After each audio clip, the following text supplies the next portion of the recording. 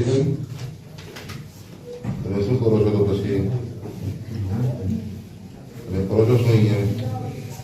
પેલા સૂચના તમને કોણે આપી? તમને ચાલશે ને સૂચના? સૂચના કોની છે?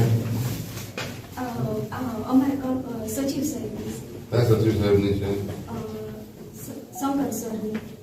રાકેશ ચંદ્ર સૂચના કોણે આપી? સીએસ સાહેબની સૂચના હા, સીએસ. બરાબર છે.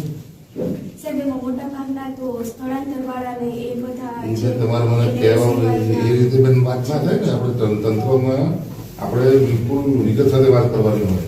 એટલે ભાઈ 100 બાળકો છે એમાંથી આ આમ ગયા, અહીંથી આ ગયા, આ ગામમાંથી આ બીજા ગામમાં ગયા, એમ વાત કરવાની હોય.